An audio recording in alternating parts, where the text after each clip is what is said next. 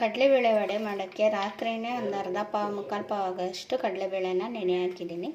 ಇದು ಪೂರ್ತಿಯಾಗಿ ನೆಂದಿದೆ. ಇದಕ್ಕೀಗ ಏನೇನು ಮಸಾಲೆ ಹಾಕಬೇಕು ಅನ್ನೋದನ್ನು ನೋಡ್ಕೊಳ್ಳೋಣ.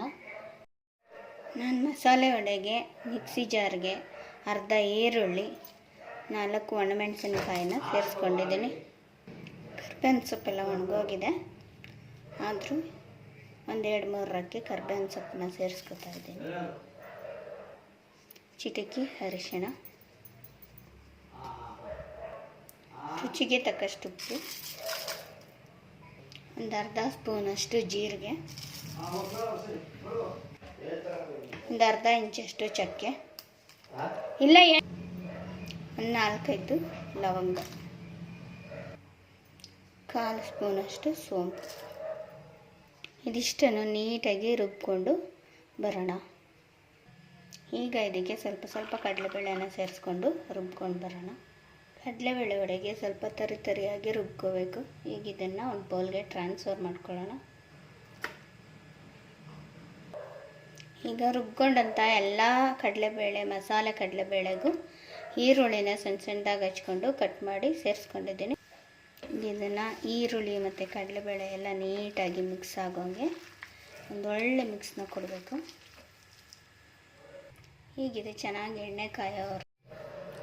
ಈಗ ಇದಕ್ಕೆ ಸ್ವಲ್ಪ ಕೊತ್ತಂಬರಿ ಸೊಪ್ಪನ್ನು ಆ್ಯಡ್ ಮಾಡ್ಕೊಳ್ಳೋಣ.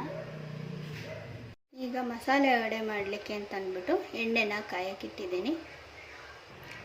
ಈಗ ಮಸಾಲೆ ವಡೆನ ನೀಟಾಗಿ ಇನ್ನೊಂದು ಸ್ವಲ್ಪ ಕೊತ್ತಂಬರಿ ಸೊಪ್ಪು ಹಾಕ್ಕೊಂಡಿದ್ದೀನಲ್ಲ, ಒಂದೊಳ್ಳೆ ಮಿಕ್ಸ್ನ ಕೊಟ್ಟು ತಟ್ಟಿ ಎಣ್ಣೆ ಒಳಗೆ ಬಿಡಬೇಕೀಗ.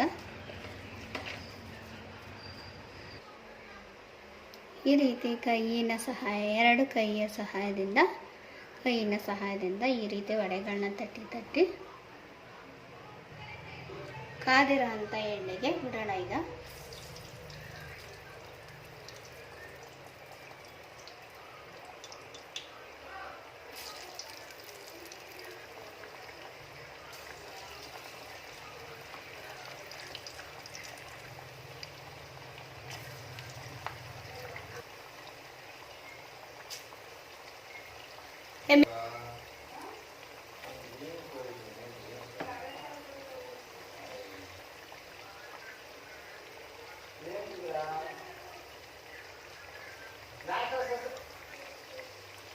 ಈ ರೀತಿಯಾಗಿ ಒಂದೊಂದು ವಡೆನ ಈ ರೀತಿಯಾಗಿ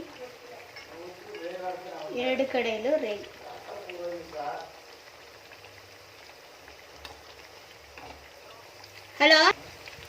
ಈ ರೀತಿಯಾಗಿ ಎರಡೂ ಕಡೆಯಲ್ಲೂ ವಡೆನ ಬೇಯಿಸ್ಕೋಬೇಕು ಎಣ್ಣೆಯಲ್ಲಿ.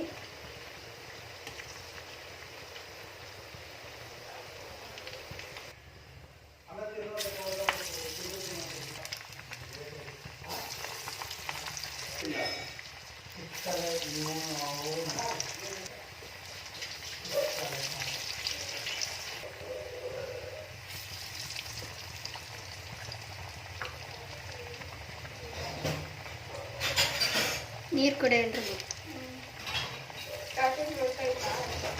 ಅಲ್ಲೇ ಇರ್ಬೇಕು ನೋಡಿ.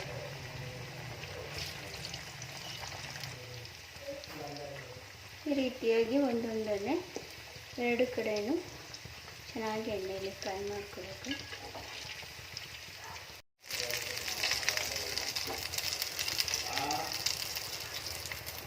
ನಿಮ್ಮ ಮುಂದೆ ಗರಿಗರಿಯಾದ ರುಚಿಯಾದ ಮಸಾಲೆ ವಡೆ ರೆಡಿಯಾಗಿದೆ.